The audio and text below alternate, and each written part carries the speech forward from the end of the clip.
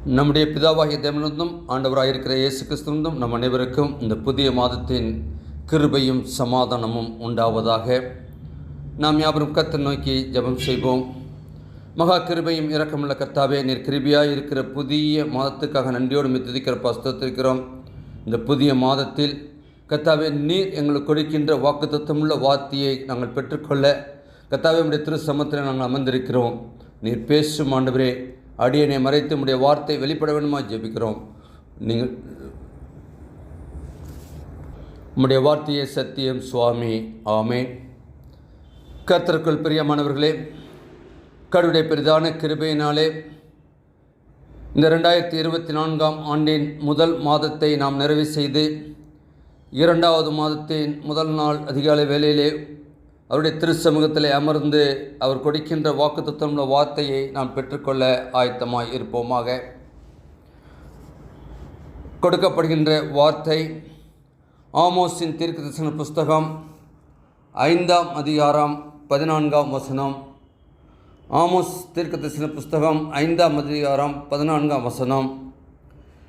நீங்கள் பிழைக்கும்படிக்கு தீமையை அல்ல நன்மையை தேடுங்கள், அப்பொழுது நீங்கள் சொல்லுகிறபடியே சேனைகளின் தேவனாகிய கர்த்தர் உங்களோடு இருப்பார். நீங்கள் பிழைக்கும்படிக்கு தீமையை அல்ல நன்மையை தேடுங்கள், அப்பொழுது நீங்கள் சொல்லுகிறபடியே சேனைகளின் தேவனாகிய கர்த்தர் உங்களோடு இருப்பார்.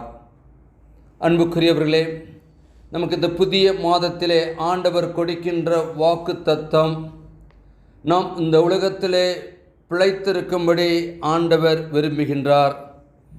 ஆம், உலக மக்களைப் போல நாம் பிழைத்து இந்த உலகத்திலே வாழ அழைக்கப்பட்டவர்கள் அல்ல. நீங்கள் பிழைக்கும்படிக்கு தேடுங்கள் என்று சொல்கின்றார். இதை நாம் 3 தலைப்புகளிலே தியானிக்க பரிசுத்த ஆவியானவர் நமக்கு செய்வார். நீங்கள் பிழைக்கும்படிக்கு தேடுங்கள். எதை? ஒன்று தீமையை அல்ல, 2வது நன்மையை, 3வது ஆசீர்வாதத்தை. ஒன்று தீமையை அல்ல. சங்கீதங்களின் புஸ்தகம் 37ஆம் சங்கீதம் 27 இவ்வாறாக சொல்கிறது, தீமையை விட்டு விலகி என்று சொல்லி பார்க்கின்றோம். ஆம், சங்கீதக்காரன் சொல்கின்றார், தீமையை விட்டு விலகி. அப்படினால் ஆண்டவருடைய பிள்ளைகள் தீமைக்கு விலக வேண்டும்.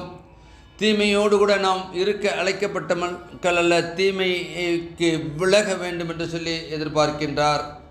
மிக தீர்க்கதரிசன புஸ்தகம் 6ஆம் அதிகாரம் 8ஆம் வசனத்தை சொல்கின்ற பொழுது, மனுஷனே நியாயம் செய்து தேவனுக்கு முன்பாக மனத்தாழ்மையாய் நடப்பதை அல்லாமல் வேறு எண்ணத்தை கர்த்தர் உன்னிடத்திலே கேட்கிறார். ஆம், நாம் தீமை அல்ல என்று சொல்கின்ற பொழுது நாம் மனத்தாழ்மையோடு கூட நடக்க ஆண்டவர் எதிர்பார்க்கின்றார். ஆம், அன்புக்குரியவர்களே, நியாயம் செய்து அவனால் நியாயம் செய்ய வேண்டும் என்று சொன்னால் நாம் தீமைக்கு விலகி இருக்க வேண்டும். தீமையோடு கூட உறவு இல்லாதபடி இருக்கின்ற பொழுதுதான் நீங்கள் நானும் நியாயத்திற்கு உறவு உள்ளவர்களாய் நியாயம் செய்கிறவர்களாய் இருப்போம். அப்படி என்றால் தேவனுக்கு முன்பாக மனத்தாழ்மையாய் நடப்பதை அல்லாமல் வேறு எண்ணத்தை கர்த்தர் உன்னிடத்தில் கேட்கிறார் என்று சொல்லி பார்க்கின்றோம். நாம் கர்த்தரிடத்திலே இருக்கிறோம் என்று சொல்கின்ற பொழுது நம் மனத்தாழ்மையோடு இருக்க வேண்டும். நியாயத்தோடு நீதியோடு நாம் இந்த உலகத்திலே வாழ வேண்டும். நியாயத்தின் பக்கம் நிற்கிறவர்களாய் நாம் இருக்க அழைக்கப்பட்டிருக்கின்றோம். ஏசாயா தீர்க்கதரிசன புஸ்தகம் 5ஆம் அதிகாரம் 20ஆம் வசனத்தில் சொல்கின்ற பொழுது, தீமையை நன்மை என்றும் நன்மையை தீமை என்றும் சொல்லி சாதிக்கிறவர்களுக்கு ஐயோ. எவ்வளவு பெரிய வார்த்தை! தீர்க்கதரிசி சொல்லுகிறார், இதை செய்கிறவர்களுக்கு ஐயோ. தீமையான காரியங்களை நன்மை என்று சொல்லி அவர்கள் சொல்லிக் கொண்டிருப்பதும், நன்மையான காரியங்களை தீமை என்றும் சொல்லிக் கொண்டிருக்கின்றவர்களுக்கு, அதை சாதிக்க முற்படுகிறவர்களுக்கு ஐயோ என்று சொல்லி அங்கலாய்க்கின்றவராயிருக்கின்றார். அன்புக்குரியவர்களே, ஆம், நம்முடைய வாழ்க்கையை ஒரு விசை ஆராய்ந்து பார்க்க அழைக்கப்படுகின்றோம். நாம் என்ன செய்து கொண்டிருக்கின்றோம்? நம்முடைய வாழ்க்கையிலே கர்த்தர் கிருபையாய் புதிய மாதத்தை கொடுத்திருக்கிறாரே, தீமையான காரியங்களை நன்மை என்று சொல்லி நாம் நடந்து கொண்டிருக்கின்றோமா? அல்லது நன்மையான காரியங்களை தீமை என்று சொல்லி நாம் சாதிக்கின்றவர்களாய் தீமை இருக்கின்றோமா என்பதை நாம் சிந்தித்து பார்க்க அழைக்கப்பட்டவர்களாய் இருக்கின்றோம். லூக்கா 7:30-31 சொல்கிற பொழுது தேவனுடைய ஆலோசனையை தள்ளிவிட்டார்கள் என்று பார்க்கின்றோம். யார்? அவருடைய கர்த்தருடைய கற்பனைகளை எல்லாவற்றையும் அவர்கள் விட்டவர்களை பார்க்கின்ற பொழுது அவர் கர்த்தர் என்ன ஆலோசனை கொடுக்கிறாரோ அந்த ஆலோசனை எல்லாவற்றையும் தள்ளிவிட்டவர்களாய் இருக்கிறார் என்று பார்க்கின்றோம். 31ஆம் வசனம் சொல்கிறது, பின்னும் கர்த்தர் சொன்னது, இந்த சன்னதியை யாருக்கு ஒப்பிடுவேன்? இவர்கள் யாருக்கு ஒப்பாய் இருக்கிறார்கள்? அன்புக்குரியவர்களே, ஒரு விஷயம் நினைத்து பாருங்கள். ஆண்டவர் உங்களுக்கும் ஆலோசனை கர்த்தராக இருக்கிறாரே. நமக்கு எவ்வளோ ஆலோசனை கொடுக்கிறார். இந்த புதிய மாதத்திலும் கூட நமக்கு ஆலோசனை கொடுக்க சித்தமுள்ளவராக இருக்கிறார். ஆனால் நாம் எந்த ஆலோசனைக்கு கீழ்ப்படுகிறவராக இருக்கிறோம்? தீமையான காரியங்களுக்கு நீங்கள் நானும் ஆலோசனை பண்ணிக்கொண்டு மற்றவர்களுக்கு தீமையான காரியங்களை நாம் செய்ய நாம் முற்படுகின்றவர்களாக இருக்கின்றோமா என்பதை நாம் சிந்தித்து பார்க்க அழைக்கப்படுகின்றோம். அப்படி என்றால் அங்கு சொல்கின்ற பொழுது அவர் சொல்கின்றார், இந்த சந்ததியை யாருக்கு ஒப்பிடுவேன்? மிகப்பெரிய ஒரு கேள்வியை கேட்கின்றார். அது மட்டுமல்ல, இவர்கள் யாருக்கு ஒப்பாய் இருக்கிறார்கள்? யாருக்கு ஒப்பாய் இருக்கிறார்கள்? ஆலோசனையை கேட்காதபடி, ஆண்டவருடைய சத்தத்திற்கு கீழ்ப்படியாதபடி வாழ்வோம் என்று சொன்னால் நாம் யாருக்கு ஒப்பாய் இருக்கிறோம் என்று சொல்லி பார்க்கின்றோம். இன்னும் ஏசாயா தீர்க்கதரிசன புஸ்தகத்திலே பார்க்கின்ற பொழுது 3:11 வசனத்திலே, துன்மார்க்கனுக்கு ஐயோ! தீமையான காரியங்களை செய்கிற ஒவ்வொருவரும் இந்த உலகத்திலே துன்மார்க்கராய் வாழ்ந்து கொண்டிருக்கின்றார்கள். துன்மார்க்கமான ஜீவியம் ஜீவித்துக் கொண்டிருக்கின்றார்கள். அப்படி என்றால் ஏசாயா தீர்க்கதரிசி சொல்கிறார், அவர்களுக்கு ஐயோ, அவனுக்கு கேடு உண்டாகும் என்று சொல்லி அந்த வசனம் சொல்கிறது. இந்த 11ஆம் வசனம் மிக எச்சரிப்பின் வசனம். அவனுக்கு கேடு உண்டாகும். ஒருவேளை புதிய மாதத்தை ஆரம்பித்திருக்கிற நீங்கள் நானும் நமக்கு கொடுக்கப்படுகின்ற வார்த்தை, நீங்கள் பிழைத்திருக்கும்படி தேடுங்கள், தீமையை அல்ல, தீமையே அல்ல. தீமையான காரியங்களுக்கு உடன் போகின்றவர்களாய் இருக்காதபடி நன்மையான காரியங்களுக்கு நாம் செவிசாய்க்கின்றவர்களாய் இருக்க அழைக்கப்படுகின்றோம். தீமையை அல்ல என்று சொல்கின்ற பொழுது துன்மார்க்கனுக்கு ஐயோ, அவனுக்கு கேடு உண்டாகும் என்று சொல்லி பார்க்கின்றோம். நீதிமொழிகளில் பார்க்கின்ற பொழுது சாலமோன் ஞானி சொல்கிறார், 11ஆம் அதிகாரம் 27, தீமையை தேடுகிறவனுக்கோ தீமையே வரும், தீமையை தேடுகிறவனுக்கோ தீமையே வரும். நாம் மற்றவர்களுக்கு தீமையான காரியங்களை செய்வோம் என்று சொன்னால் நம்முடைய வாழ்க்கையிலே தீமையே வரும். இந்த ஆசீர்வாதமான மாதத்தை நாம் பெற்றிருக்கின்றோம். இந்த மாதத்திலே நீங்கள் நானும் பிழைத்திருக்கின்றோம் என்று சொன்னால் எத்தனை பேருக்கு கிடைக்காத மிகப்பெரிய சிலாக்கியத்தை நாம் பெற்றிருக்கின்றோம். அப்படினால் நாம் தீமையை தேடுகிறவனுக்கோ தீமையே வரும் என்று பார்க்கின்ற பொழுது தீமையான காரியங்கள், மற்றவர்களை குறித்ததான தீமையான செயல்பாடுகள் நம்மிடத்தில் காணப்படும் என்று சொன்னால் ஒரு விசை ஆராய்ந்து பார்த்து, ஆண்டவரே சமூகத்திலே இந்த மாதத்தை நீர் எனக்கு கொடுத்திருக்கிறீரப்பா, நான் இந்த உலகத்தில் நான் பிழைத்திருக்கும்படிக்கு தான் நீர் என்னை இம்மட்டுமாக பாதுகாத்து வருகிறீர்.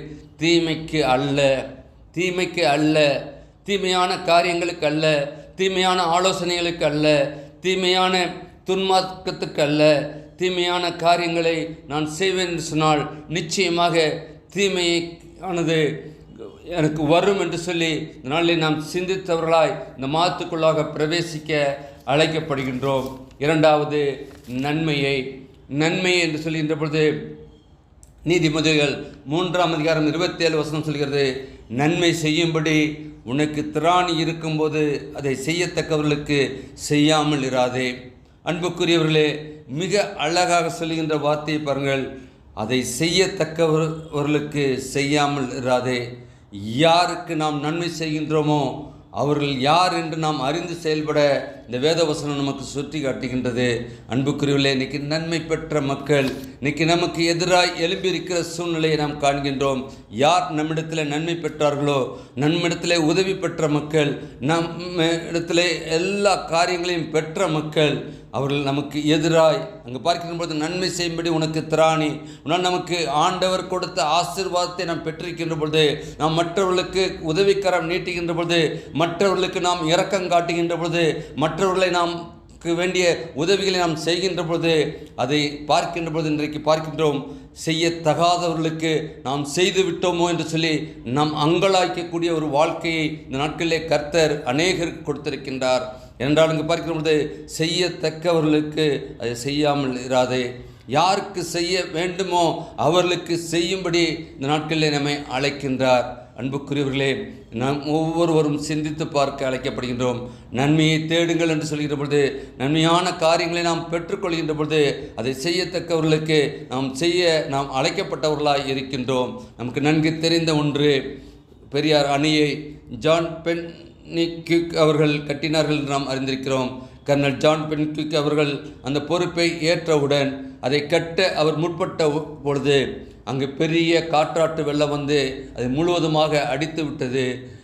அது உடனே அன்றைய கவர்மெண்ட் அதை வேண்டாம் என்று சொன்னபொழுது அவர் தான் சொந்த தேசத்துக்கு சென்று தன்னுடைய எல்லா உடைமைகளையும் விட்டு வந்து இங்கு 10/10/1895 இந்த பெரியார் அணையை கட்டினார் என்று பார்க்கின்றோம். அவர் எல்லா காரியம் அதை செய்தது நிமித்தமாக இன்றைக்கு 5 மாவட்டங்கள் இன்னைக்கு விளைச்சல் பாசனம் பெறுகின்ற ஒரு நன்மையான காரியத்தை அவர் செய்திருக்கிறார் என்று சொன்னால், நன்மையை தேடுங்கள் என்று சொல்கிற பொழுது அவர் ஆண்டவரிடத்தில் பெற்ற நன்மைகளை நினைத்து பார்த்து மற்றவருடைய கஷ்டங்களை கண்டு அன்றைக்கு இந்த பெரியார் அணை கட்டப்பட்டது நிமித்தமாக இன்றைக்கு 5 மாவட்டங்களில் உள்ள விவசாயிகள் இன்றைக்கு அவரை கடவுளாக தலைமுறையாக அவரை கொண்டாடி கொண்டிருக்கின்றார்கள். அப்படின்றால் ஆண்டவருடைய பிள்ளைகள் எங்கிருந்தாலும் ஆண்டவருக்கு ஏற்றபடி ஆண்டவரத்தில் நன்மை பெற்ற நாம் மற்றவருக்கு நன்மை செய்ய அழைக்கப்படுகின்றோம். நன்மை என்று பார்க்கின்ற போது அது மற்றவர்கள் அதை அறிந்து செயல்படவும் இன்றைக்கும் அந்த 5 மாவட்ட மக்களும் பார்க்கின்ற போது கர்னல் ஜான் பென்னிக்விக் அவர்களை அவர் ஒரு கடவுளைப் போல அவர்கள் ஆராதித்து கொண்டிருக்கின்றார்கள். அவருடைய நன்மையான காரியங்களை பெற்ற நிமித்தமாக இன்றைக்கு நன்மையை தேடின மக்களாய் அவர்கள் எல்லாரும் இன்றைக்கு அவருக்கு சாட்சியாய் வாழ்ந்து கொண்டிருக்கின்றார்கள். ஏசாயா தீர்க்கதரிசன புஸ்தகம் 3ஆம் அதிகாரம் 10ஆம் வசனத்தை பார்க்கும் பொழுது, உங்களுக்கு நன்மை உண்டாகும்படி என்று நீதிமான்களுக்கு சொல்லுங்கள். நன்மை யாருக்கு கிடைக்கும்? நீதிமான்களுக்கு தான். நன்மையை தேட வேண்டும் என்று சொன்னால் முதலாவது நீங்களும் நானும் நீதிமான்களாய் இந்த உலகத்திலே வாழ வேண்டும். நீதிமான்களாய் வாழுகின்ற பொழுதுதான் அங்கு நமக்கு நன்மை உண்டாகும் என்று சொல்லி அங்கே ஏசாயா தீர்க்கதரிசி சொல்கிறார். நீதிமான் இன்றைக்கு பார்க்கின்ற பொழுது அநீதி செய்கின்ற ஒரு சில கூட்டங்கள் மத்தியிலே நாம் வந்து கொண்டிருக்கின்றோம். நீதியை நாம் புரட்டுகின்றவர்களாய் நீதியோடு வாழும்படியாய் ஆண்டவர் ஜீவனை கொடுத்திருக்கின்றாரே. இந்த புதிய மாதத்திலேயாவது நன்மையை தேடுங்கள் என்று சொல்கிறது நாம் நீதியை தேடுகின்றவர்களாய் நாம் இருக்க அழைக்கப்பட்டவர்களாய் இருக்கின்றோம்.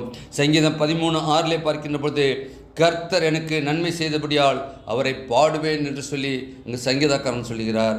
ஆம், நன்மையை தேடின பொழுது நன்மை கிடைக்க பெற்றவுடன் அவர் அங்கு பார்க்கின்றோம், எனக்கு கர்த்தர் நன்மை செய்தபடியார் அவரை பாடுவேன் என்று சொல்லி பார்க்கின்றோம். நான் ஆண்டவரை ஆராதிப்பது இந்த புதிய மாதத்திலே ஆண்டவர் எதிர்பார்க்கின்ற காரியம். இந்த புதிய மாதத்திலே ஒருவேளை நாம் ஆண்டவருடைய பாடு மரணங்களை குறித்து தியானிக்க நாம் முற்பட இருக்கின்றோம். நாம் என்ன செய்ய வேண்டும்?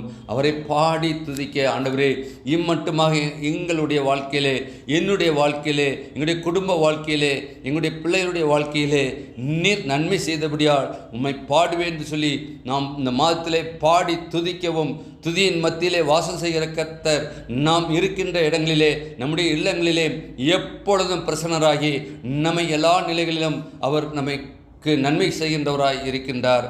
அது மட்டுமல்ல, அங்கு பார்க்கின்றோம் சங்கீதம் 85:12 கர்த்தர் நன்மையானதை தருவார். கர்த்தர் கொடுப்பது நன்மையானதைத்தான் தருவார். அவர் தீமையானதை ஒருபோதும் அவருடைய பிள்ளைகளுக்கு கொடுக்கவே மாட்டார். கர்த்தர் நன்மையானதை தருவார் என்று சொல்லி இந்த புதிய மாதத்துக்குள்ளாக நாம் விசுவாசத்தோடு நாம் கடந்து செல்ல அழைக்கப்படுகின்றோம். 1 பேதுரு 3ஆம் அதிகாரம் 13ஆம் வசனத்திலே, நீங்கள் நன்மையை பின்பற்றுகிறவர்களானால் உங்களுக்கு தீமை செய்கிறவன் யார் என்று பார்க்கின்றோம். நாம் நன்மையை தேடுகின்ற பொழுது, நன்மையை நாம் பின்பற்றுகின்ற பொழுது நமக்கு விரோதமாய் தீமை செய்கிறவர்கள் யார் என்று சொல்லி அங்கு கேள்வி கேட்கின்றப்படுகின்றது. அந்த வார்த்தை இன்றைக்கு நமக்கு விரோதமாய் யார் எழுப்பினாலும் கர்த்தர் நமக்காக யுத்தம் பண்ணுகின்றவராய் இருக்கிறார். கர்த்தர் நீதி உள்ள நியாயாதிபதியாக இருக்கின்றார். அவர் அநீதி உள்ளவர்களுக்கு தேவன் அல்லவே அல்ல என்பதை நாம் அறிந்திருக்கின்றோம். நாம் நன்மையை தேடுவோம் என்று சொன்னால் தேடுகின்ற பொழுது ஆண்டவர் நாம் பின்பற்றுகிறவராக இருக்கின்றோம். ஆண்டவரிடத்தில் நாம் நன்மை பெற்றிருக்கின்றோம் என்று சொன்னால் ஆண்டவரை நாம் துதித்து பாடுகின்றவர்களாக இருக்கின்றோம். அது மட்டுமல்ல, நாம் நீதிமான்களாக இந்த உலகத்திலே வாழ்கின்றோம். ஆம், அப்படிப்பட்ட ஒரு வாழ்க்கையை கர்த்தர் இந்த மாதத்திலே உங்களுக்கும் எனக்கும் கொடுக்க சித்தமுள்ளவராக இருக்கின்றார். மூன்றாவதாக ஆசீர்வாதத்தை அங்கு பார்க்கின்றோம். நீங்கள் பிழைக்கும்படிக்கு தீமை அல்ல நன்மையை தேடுங்கள், அப்பொழுது நீங்கள் சொல்லுகிறபடியே சேனையின் தேவனாய கர்த்தர் உங்களோடு இருப்பார். நீங்கள் சொல்லுகிறபடியே அப்படினால் நீங்கள் தீமையான காரியங்களை சொல்வீர்கள் சொன்னால் ஆண்டவர் உங்களோடு இருக்க மாட்டார். நன்மையை தேடுவீர்கள் என்று சொன்னால் நீங்கள் சொல்லுகிறபடியே சேனைகளின் தேவனாய கர்த்தர் உங்களோடு இருப்பார்.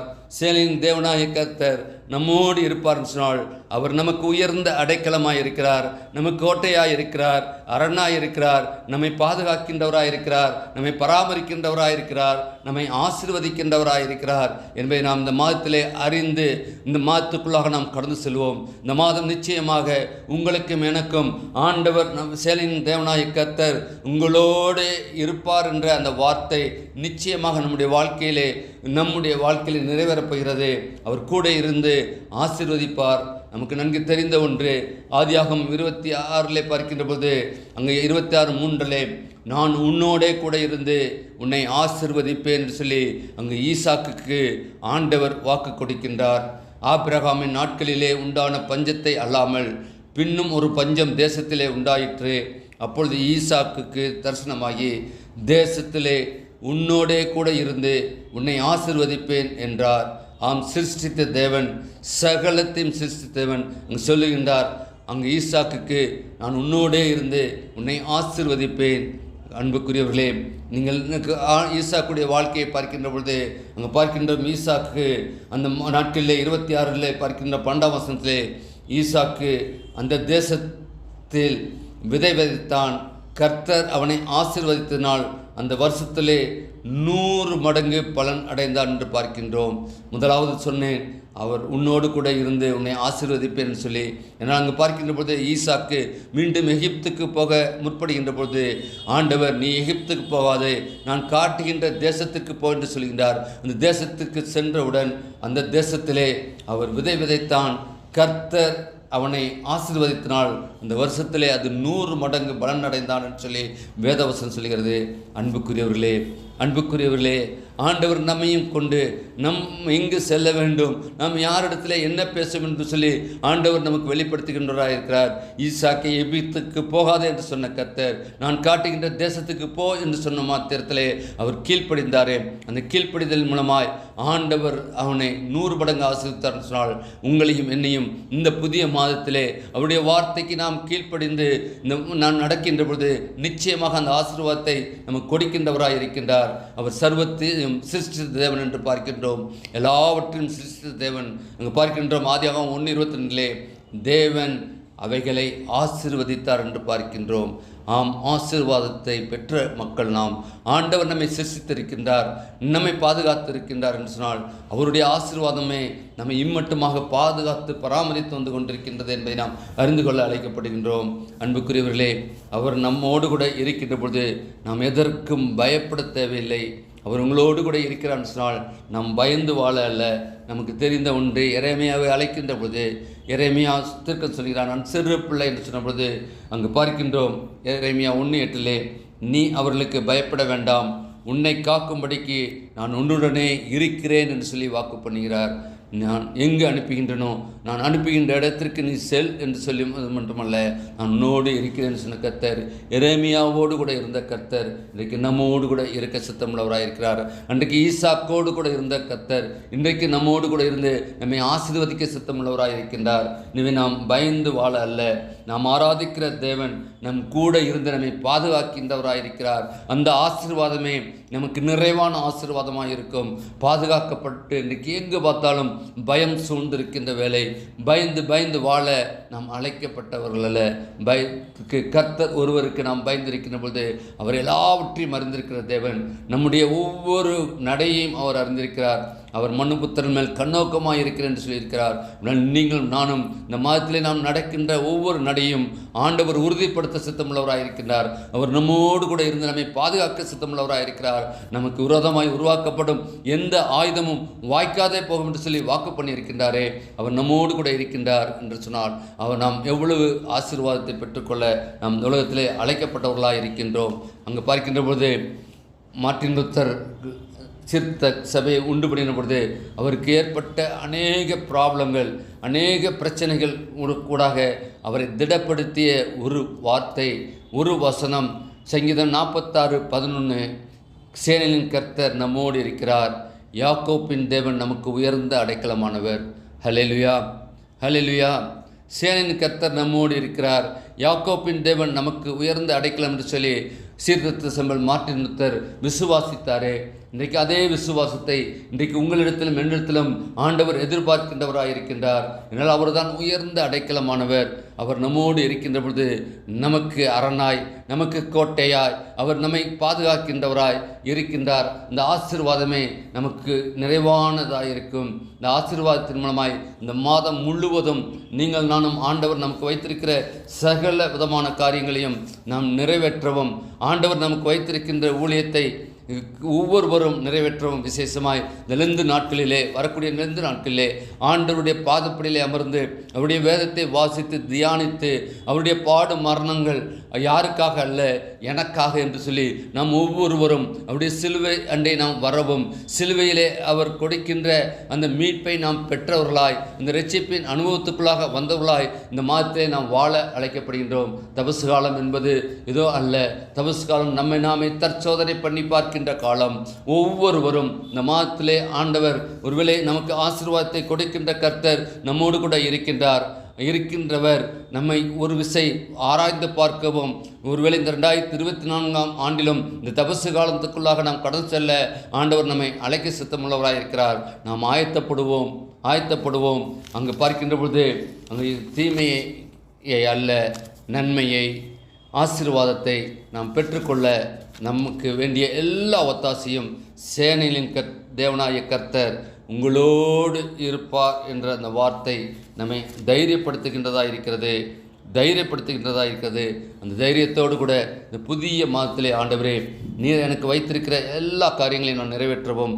இன்றைக்கு மோசே சொன்ன வண்ணமாக உம்முடைய சமூகம் இல்லாவிட்டால் எங்களை அவ்விடத்திற்கு கொண்டு போகாதிரும் என்ற வார்த்தையின்படி அவருடைய சமூகம் நம்மை முற்றிலுமாக இந்த மாதம் முழுவதும் நம்மை கொண்டு செல்லுகின்றது.